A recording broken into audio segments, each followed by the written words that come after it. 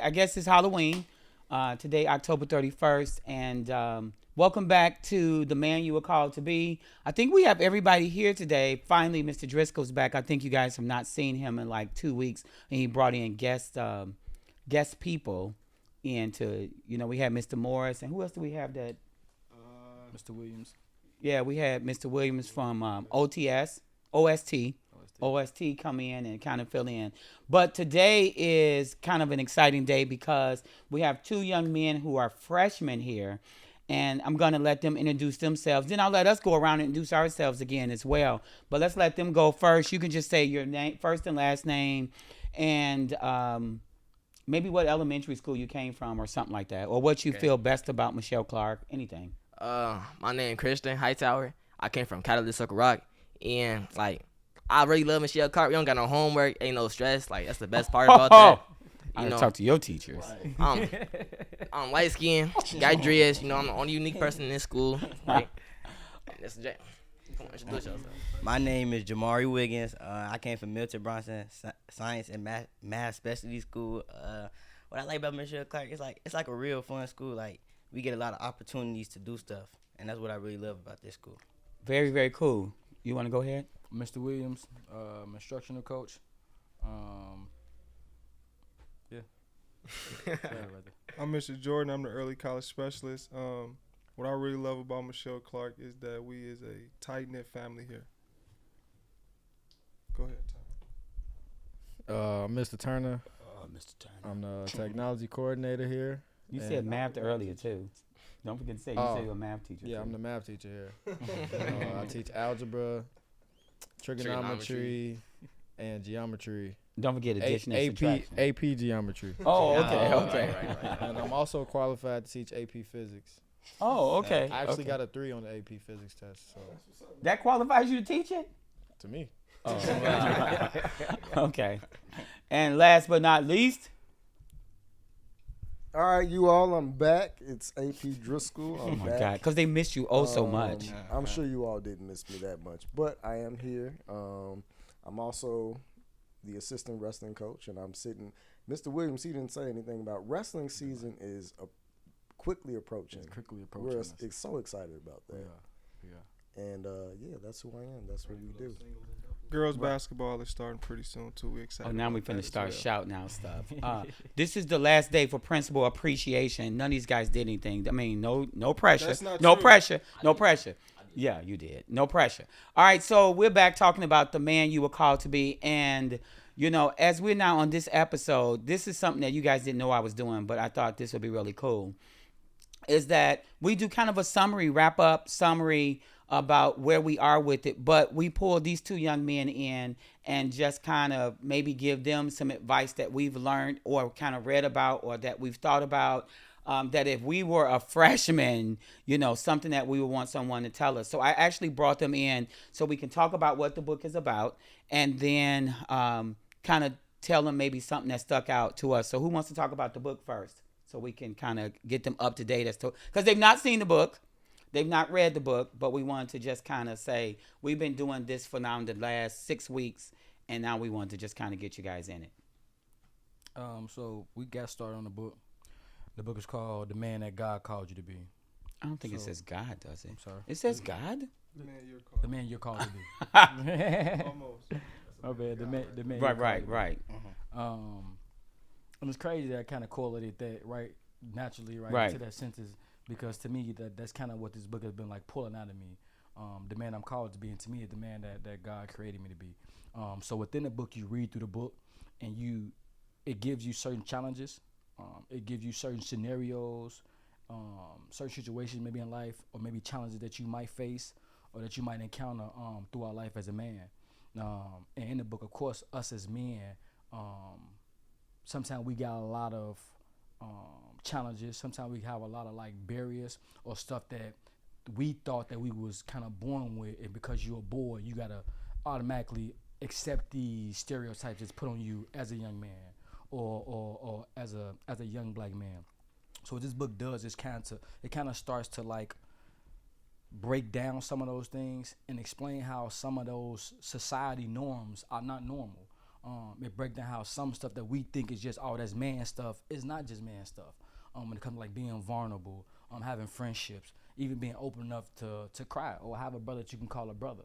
Sometimes we think that that's like soft, or we think that that's, you know what I'm saying, whatever we want to call it. And we don't think it's a good thing to kind of have those relationships or have those vulnerable times for us to be men, and have that balance between, differentiate what it means to actually be a man. I think we have this stereotype that the man is this strong, firm, masculine person that don't cry, that don't fold, that don't have mistakes.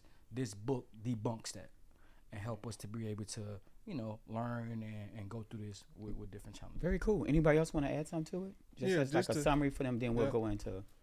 Just to piggyback off Mr. Williams, I think this book, like I always said growing up, well, now that I'm a little bit older, that everything that you go through in life as a young man is somebody who went through it. I think this book kind of goes into depth about the challenges that you gonna face, your younger brother gonna face, your cousin gonna face, older men gonna face, everybody in that man community gonna face, and it kind of just puts scenarios together and challenges to kind of help you fight through those when you is faced with those challenges throughout your growth as a young man. So this book kind of help you start to create your own solutions for those. So without putting you on the spot, what resonated or what did you hear in all of that? Like Mr. Williams, right? Mm-hmm. Mr. Williams was explaining, like, sometimes, like, I feel like I always got to be hard. Like, I can't show no soft side. So, like, what I got from him was, like, sometimes it's okay to cry. Sometimes it's okay to feel sad. As a man, you ain't always got to be hard or be the toughest guy. Mm-hmm. Something I heard, like Mr. Williams said, he was like the norms, society norms is not what actually what's normal. Like, I think that's definitely true. Like, I went through a lot of experiences. Like, when people think, like, I got to be something different 'cause I'm a man, really, that's not really what I want to do. They think I got to do different stuff because, that's my gender. Mm-hmm. Even though, like, sometimes it is true, but sometimes I don't think it's always true. Okay. Very cool. Facts. They didn't hear anything you said. They only said what Mr. Williams said. So obviously, whatever you said, No, Nah, he wasn't. was just giving a summary of Mr. I was like, Williams. whatever you said wasn't that They heard powerful. what I said. Trust So me. just throwing that out. I ain't, It was just a second to Mr. Williams. So it was Oh, all the okay. same. And really quick, I'm just gonna tag, like, one of the days was talking about when ego keeps you stuck, and I think maybe you all might have talked about that already, but as men, we have, even women have egos too, but men are known for having egos. And what Principal Anderson just did is he was checking your ego. Mm-hmm. Mm-hmm. And you got to be able to be like, 100%. you know what? I'm good. That's what I was doing. 100%. You know what I'm saying? I ain't studying I that. felt like that was a dig, but I'm gonna go with it. You know what's crazy, AP? You know what's crazy? That's what one of the chapters I was gonna touch on, the ego thing. Go ahead, touch on it. I think like when you become a young man and you can really, really be comfortable within yourself, that it's gonna be so easy to like check your ego. Yeah, we Prince can't Branson, let that slide. We can't let that slide. Hey, to the but this podcast, time we I gotta had to have sell my all phone our- on for a reason. I know. So, But I think when you can check your ego, like especially with another man, I'll give you an example. I'm driving the other day, and this guy, he pulled right out in front of me. He clearly see me coming. He pulled right out in front of me. And like he got his window down, and I got my window cracked a little bit. And, he say his words he want to say to me. And I'm like, it ain't worth it. Like, you got it. Like, but that's like checking your ego. Like, I'm not finna go back and forth with you. I'm not finna let you get me out of my body. You go ahead on, be safe, have a good night. Yeah. But that's like checking your ego. So like when somebody make you feel like, oh, you gotta prove who you is, that's the spot where you want to check your ego and be like, nah, like I know me, I'm comfortable with me, I'm cool. And that don't make him less of a man. That don't make him more of a man. Fact. Sometimes it's like in those environments, it's like, and I can man, the exact same situation, exact same scenario. And I say it like that, but and I think this is irrelevant. But I'm licensed to carry. So I carry my gun with me mostly everywhere I go. But sometimes if I'm on the outside and I have to check the ego, the person who doing all this rowdy route have no clue what I have or what I'm capable of. Mm-hmm. But my ego has to be the one that steps in and be like, I'm gonna be the bigger person. Mm-hmm. I don't have to show this. I don't have to flaunt this. I don't even have to stoop down to your level. Again, that'll make me less of a man. But I know what I'll do to you. Mm-hmm. I know where I'll go. So I'm gonna take a step back. and then be the bigger person in the situation. Sometimes it's okay just to walk away. But go ahead. And that goes hand in hand with you don't always got to be the toughest guy in the room. Yeah. But being the tough guy, it gets you in some It get you in some trouble. Some Yeah, real trouble. trouble. Like Mr. Williams, he mentioned he's licensed to carry and all that. You could be licensed to carry and still get yourself into some trouble. Like it's so many like in the middle stipulations with having that. Yeah. And so like you can't just go out and just use it because I got a license. There you go. You know what I'm saying? So like being that having that mindset of being tough or like, man, you can't tell me nothing. Like, it's not a good mindset to have at all.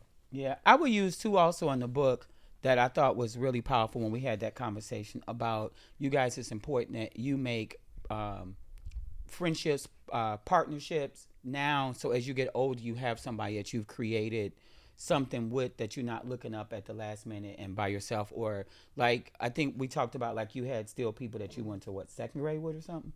Third grade. You had folks that since kindergarten, and you guys talked about the importance of that relationship, right? So I would say to you guys too how powerful that is to find those people even as you're struggling through high school, figuring out what you want, what you like, what you don't like. If I had to give advice, I would say find those people so that you could then grow with those people and y'all grow together and learn and make sure you're pushing together to be successful. If I can ask just questions with the young man, what challenge do you guys think y'all face so far as young men? Because we might have it in the book. We might already read it in the book. It's most definitely my ego. Yeah. You go. And what do you mean by that? Can you elaborate a Like, little bit more? I don't know. Like it's like when somebody tests me, it's like I feel like I always gotta have to respond to it, but I really don't. But it's just like I don't want nobody to think that, and that's where it come in for like people thinking that I'm soft. So that's why I try to act like a man and stuff and be tough to be the tough guy. But I don't think I always need that. For me, it's definitely like I don't really got an ego like that. Like you can have it, but for me, it's like the stereotypes. Cause you know what I look like, being a man, having dreads, light skin. People think like I'm dangerous. Whole time I'm really a civilian. I'm the nicest person you can meet. Like I'm not that bad, and like that. Like just cause of my looks, got me in a lot of trouble. Like people think I did something wrong. People like I got accused of robbing somebody before just cause of what I look like. Like a lot of stuff happened just cause of my looks. And I think that's something bad. And do your look make you feel uncomfortable in certain rooms? Yes, definitely. Especially like when I'm around people with the other race. Like I definitely feel like I be getting stared at, and like they be looking at me because of my outfit or something like what I look like. I definitely like I hate that feeling too. Yeah, I would also throw out if I can say too, like because I was in y'all math class when y'all had to go to the board. They were doing a contest where he would put the problem and half the students were on one side, the others on, and they had to go up. And I think you guys were on the same. Yeah, you guys were on the same side. I carry. And but what I would say is, I noticed how most of the guys, because the girls were getting up, but I noticed that most of the guys were like either like you said to me, wait, I needed more time. I didn't want to like compete because I wanted more time to think it through, and so it made you not want to do it. And then you guys kept calling Christian to go up, but then everybody was putting all this pressure on you to do it because nobody else wanted to go up, And when I saw that, I was like, there's so many things that's going on here. Like, you go up because you know, and you knew the answer, but you just felt like you weren't strong enough to be there against whoever they brought because you thought they would be faster than you, right? Yeah. Is that like, so what was going through your heads even through like that competition? Because I think that was powerful, at least to being like even saying the man you're called to be, because you're called to be these great guys, but in those cases many times you shrunk yourself because you just didn't feel adequate enough. Yeah, like most definitely, I had panicked on it because like I knew, like if I wasn't fast enough or I wouldn't get this point, people would probably say like, oh, why you go up there, why you do this if you didn't know it and stuff like that. So I most definitely panicked and knew I ain't have enough time to do it, but I knew how to do the equation. I just needed my time. Oh, y'all brutal. Y'all be you slow. Y'all so mean to each other. Right. Yeah. For me, like I ain't gonna lie, I had a lot of confidence because I knew I was one of the smartest people in that room. So I was happy when I kept getting called up. Right. But then, like towards the end when he gave us that hard problem, like they kept calling my name, telling me to hurry up, and the other team trying to distract me. I felt pressured. Then I had to just zone, like lock in. I had to zone everybody out, just lock in and do the problem. Then I had locked in and solved it. But even that, wasn't that difficult at one point? Yeah, it was definitely difficult. Because I think that's how life is for us, for all of us, right? There's things that continue to throw us off our square because somebody's doing something, or even as adults. So I'm saying it to y'all that all of us in this room probably could talk about things that happen at school, things that happen at home that could easily distract us and make us just kind of say, I just need more time, so I don't want to deal with that right now. Or I'm not going to say anything, or I'm going to walk away. You want to talk about that, Driscoll? As the AP saying, like, because that was one of the things you said too, like sometimes it feels hard, and this is over one of our things that what people don't think that, well, you're so young to be the AP, and Yeah, so I mean, that's the what's that complex? the imposter syndrome or something. Yeah, there we go. Imposter syndrome. Imposter syndrome. So feeling like that you don't belong in a certain space. And I was looking at my notes, and that was day 31. It says you belong, walk in it. That was the title of the day. And as young black men, like, we need you all to know that you belong in any space, whether it be full of us or full of other people that don't look like us. You belong in those spaces too, and you can thrive in those spaces. But it's a constant battle of telling yourself, I belong, and not letting maybe some of those looks that you might get, those stairs. I was walking somewhere in the Loop last night, and I was walking down the street. I had on my casual You were kicking it last clothes. night? Huh? You were kicking it last night? The day I was before walking- Halloween, before you had to go to work? I go to bed so I can be fresh for y'all each day, you know. Okay, so it's another book that I'm reading that I'll talk to you all about that. But anyway, I was saying. walking by and somebody looked at me like, again, I got one of those looks. You know what I'm saying? So I know what look you're talking about, but it's also like, I'm not gonna let that faze me. I belong here, and I'm not doing anything wrong to prove otherwise. So you just have to have that confidence, like you said you have, and know that you belong where you're at. And just to piggyback on what AP said, right? If y'all look across the room, right? AP Driss was probably one of the youngest APs. Mr. Williams with dreads, instructional coach. He's the principal. The youngest principal. He's the youngest principal. He got dreads, Youngest principal in CPS. He got dreads right. though. He the principal. He run his whole school. Youngest principal. Youngest principal. Yeah. Doing principal appreciation Yeah, month. doing principal appreciation month. Then That he didn't get anything. He Oh, I'm did. sorry. He did get I'm something. sounding Do I so gotta go- bitter. do I gotta go Rise get it? up. Be better Do I than that, gotta go Anderson. get it? No, go ahead, finish your You gotta statement. clap. I was just And then joking. you got Turner. He's a You got young Turner, guy. who teaches Probably math one of the and youngest tech that do it. knows physics. Okay. So you gotta be like, and everybody comfortable, right? So like as y'all growing, long as you confident and knowing like you smart, you belong, you got the ability, because you gonna always have them challenges where you gonna be in rooms where you gonna feel like, man, I may be young, or they looking at my race, they looking at my hair, but if you still confident and you do what you gotta do, like, you gonna thrive and be good, and that confidence gonna help you do that. Yeah, I think when you are not comfortable, you miss out on a lot of things too. I would also say that it's okay too if you need some time, because sometimes we feel like we got to be in there, we got to make it back, and and so I'm saying it's okay to be in that room saying I belong here, but let me figure out. So let me take a step back, observe what's going on in the room, and then figure out where I'm supposed to be in that room. You know, sometimes we're so busy trying to just make sure I'm here or see what people are saying and thinking. So I'm sitting here saying, he's probably thinking this about me. He's probably thinking this about me. She's probably thinking that about me. And so then by the time I finish, I've lost out on whatever the reason that I'm there, because I'm thinking about what other people are thinking about me and saying. I ain't like what you just said. Like definitely, like I believe like being confident is definitely a big factor in that, because like and being comfortable. Like when I'm around people that I'm comfortable with, I don't think what they thinking about me. Like I could be my goofy self. Then when I'm around people that I really don't know, I think I gotta impress. I be trying to like think like, okay, what should I do to impress them? What should I do like so they don't look down on me and stuff like that. Like I be thinking like that, and being comfortable is definitely a big factor. Like it reduces stress also, cause like when you not comfortable, you got a lot of stress and you like thinking about a lot of things. Yeah, definitely, son. Definitely, son. And it's crazy. It's like one of the things I always remind myself, I always tell myself, and this is my perspective. And a lot of y'all, we all kind of come from the same thing. And sometimes when you in those conversations, you're in that setting, and other people kind of give you that uncomfortable feeling. I remind myself that a lot of you guys come from the bottom of the bottom. Once you make a certain amount of money, below that is poverty. So, Lenian, the only worse you can get from that is homeless and hungry. Some of us is really at that stage to where if we wasn't making a certain amount of money, if our parents wasn't, we would probably be homeless compared to, you know, what the world sees us as or what poverty sees us as. So for y'all to come from that and be in that and then end up in one of those settings, some people just be like, how? And they just be so baffled to look at you and be like, man, what did this kid have to go through? What did he endure? Or what is in him to make him even be able to sit in this conversation or sit in this room? So sometimes it be just curiosity, or they just so into it because they just curious. I ended up going to college in North Carolina.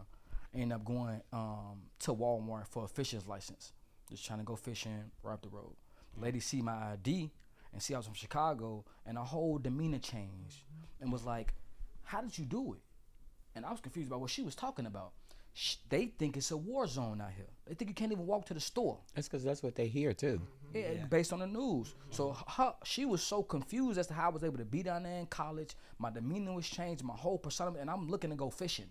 I'm looking to go in there, buy no gun. I'm not gonna do nothing crazy. I'm just trying to have a good time to go fishing. And she was so surprised and was asking me certain questions as if she was talking to a complete stranger, or like I wasn't even human. But sometimes people just be that curious when they know what you come from, because you're an inner city young black man who come from the inner city. So to them it'd be like, how did you make it, or what did you have to endure that they know that they didn't go through, that they know they had the same problem that you have, and it just be that. Sometimes it just be that. Yeah, I think too that the media, if I didn't know anything about Chicago, the only way I would learn about Chicago is what I see on the news, what I see on social media, blah, blah, blah, right? And so that's how I form my opinion of what the people are there. So if I keep seeing on the news, some black guys did a smash and grab, or this person, then that's all I know about Chicago. So then when I meet y'all, I'm like, oh, they're probably want the kids that smash and grab, you know. So I better hold my purse a little tighter, or I might want to walk across the street because they come in my way. What do you think of that? How is that? It's most definitely like that. Like, I don't know, like certain things that people see on the news, most definitely curious. Like, they get curious of, like if y'all don't know, it's like a famous rapper like King Von, the one that died. Like I know King Von. Yeah, he came from O Block and stuff like that. So now people think O Block is like the most dangerous neighborhood to be in. If you live over there, you dangerous, all type of stuff. And that's what most outsiders get from Chicago too. So I most definitely think it's true. Yeah. It's not even like just the news. I also like the internet, like Instagram, YouTube, like people in Chicago. Like for me personally, like I used to live in the suburbs. So then when my mama, like I used to live in here in Austin, I was a little kid, then moved to the suburbs, right? Then, you know, I'm going to Clark, so you moved back to Austin. So I'm like in my head, I'm thinking this gonna be the dangerous place ever. I'm gonna be uncomfortable. Like a lot of people, I can't walk home at night by myself. Then when I get here, it's really not dangerous at all. It's like it's normal. Do you guys think it's more comfortable to be in that stereotype and take that on and wear that identity, or do you think it's harder to just be yourself and not do that? For instance, some of y'all wear shiesties and ski masks and don't have a reason to wear shiesty or ski masks. For the people that really, really wear shiesties and ski masks, the real intention is for those guys not to be seen, because they have real scenarios where they can't be seen outside. Some of us wear them ski masks and don't have those problems. Is it because we more comfortable with being what people say we are? Or do you think it's easier to just be yourself, or it's easier to be what they already think you are? I don't know. I really say, like, I feel like people that wear the Nike ski mask, like, and they don't need it for them type of scenarios, they just do it to be cool or just wear it because everybody else wearing it. It's a fashion statement. Yeah. Look, I think like black people, like we've been through so much stuff, all these stereotypes. So at this point, we just embracing what they come saying about us. I feel that. I love that. I think that's literally like the masses, right? Like I think for the majority of it, that's kind of what the young people do. They comfortable with it. Everybody wearing ski masks, so that's what we gonna do. Y'all keep talking. I have to step out for a second. Okay, go ahead. You excuse, Principal. Thank you, sir. But yeah, you're right. I think a lot of the youth. Yeah, we can dock his points for this episode. But yeah, I think a lot of the students kind of embrace that from the environment that they already in. Yeah. So, and even just the men around the building, what do you guys see around the building as far as men, or maybe men in y'all life that maybe y'all can, maybe guys that y'all looked up to, or what type of characteristics that those guys had that you might want for yourself, or some type of characteristics that you don't want? That's a good question. Like It could be anybody. I looked up to my big brother, and he's like one of the reasons why I play basketball right now. Cause watching him like inspired me to do a lot of good things. Like, and he showed me how to be humble and stay true to myself. So most definitely, like looking up to him really gave me a good humor and stuff like that. Like, I don't really have no man in my life to look up to, and like really the only person I really looked up to is my 8th grade math teacher, cause you know she came from where we was at in the hood. She told us she got 3 master's degrees, well 2.5. She getting her last one right now, and she working. She a teacher. She a math teacher. Like, I looked up to her. I also look up to myself because you know I ain't fall to the stereotypes. Like a lot of black people, like black young kids, they like smoking, like gang banging, and like. At one point, like, I was almost going down that path. Then I had to think about, like, my mama didn't raise me like that. So, like, I was, like, right about to smoke. Then I was like, nah, you're not trying to finish. Like, peer pressure me to smoke. That's why I don't smoke. I keep my stamina. I got to think about basketball, like, you know, my future. Like, if I want to do sports, I can't smoke because, you know, my lungs can mess up. I'm out of low stamina. So, I love that. so like, yes, main reason why, I don't really look up to nobody but my teacher, my math teacher. And it's funny that you say, and a part of the book where we talked about even like finding that group, or finding those friends, or finding that cohort that you will create for it to be yours. Everybody didn't come up to where they was like have like a strong foundation where they got a bunch of friends. Anderson tell you he didn't have a bunch of friends.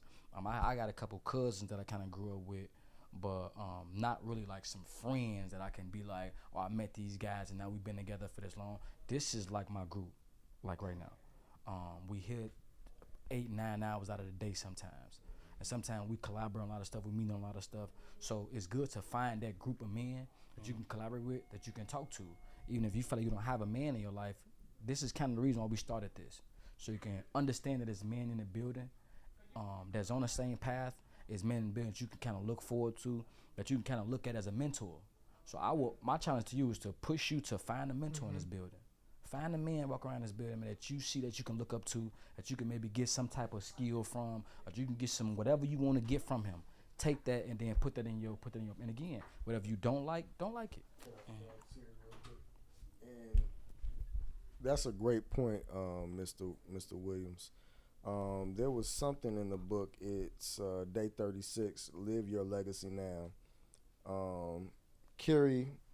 This was one of the quotes. Carry forward the best of what you've learned, and break cycles. So nobody in this room is perfect. Nobody. We all are imperfect human beings. And with that, we all present good traits. So if you see me doing something good that you like, say like, oh, okay, that's cool. That's what's up, Driscoll. Like, I like to work out.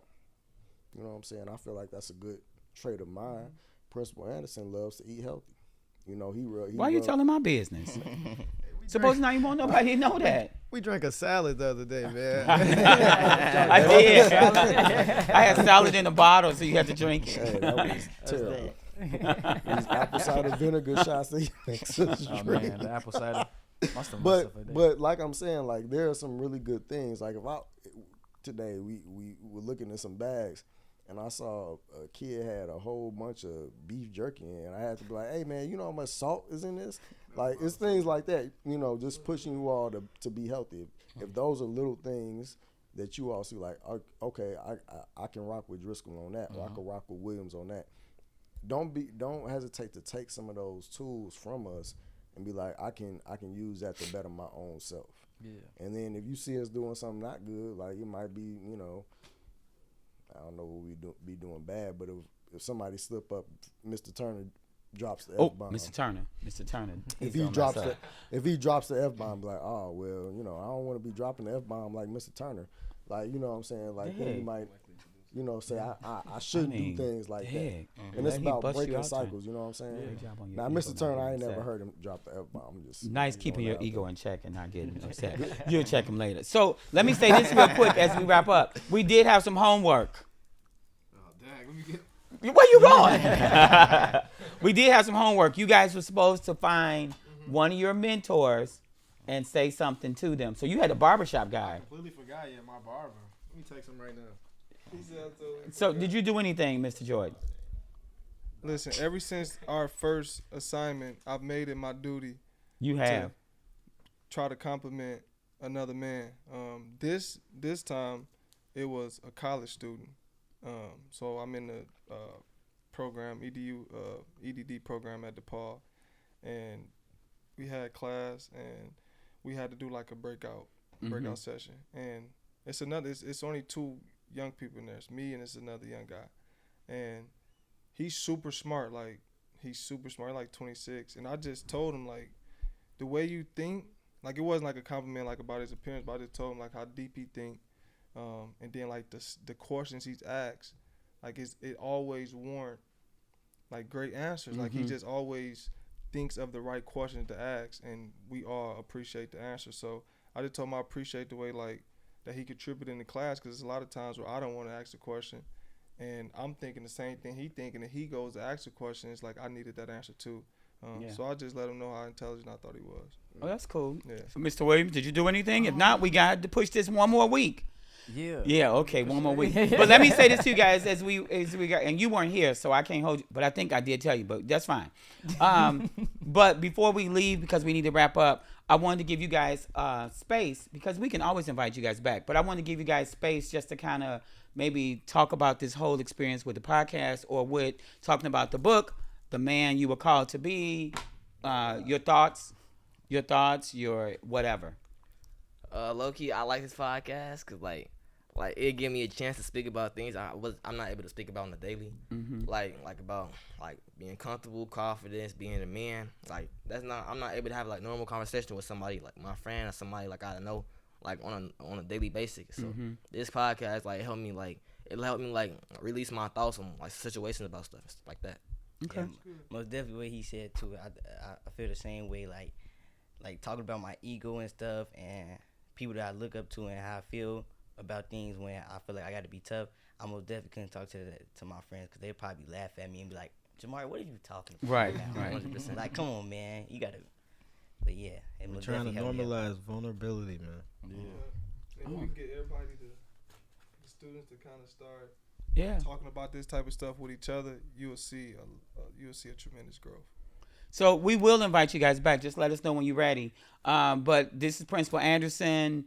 On behalf of the crew, we're signing off another week. Halloween week. I'm the only one that's in the Shrek outfit, in case people couldn't realize that this was Shrek. For whatever reason, I guess I was the only one that understood what October 31st was. But anyway, we're signing off saying... y'all been saying Happy something. Principal Appreciation It's Month. too late. Principal No, Anderson, it's don't too leave me late. hanging like It's that. too late. Never Not leave leave me me hanging hanging like like that. It's too Appreciate late. you, man. All right. Thank you guys so much. We'll see you next week. Taco Day is November 17th. Put that on the calendar. I just erased that. All right. Thank you guys. All right, y'all. Peace. Peace. She ain't gotta let it, but we do it so we don't gotta feel the pain.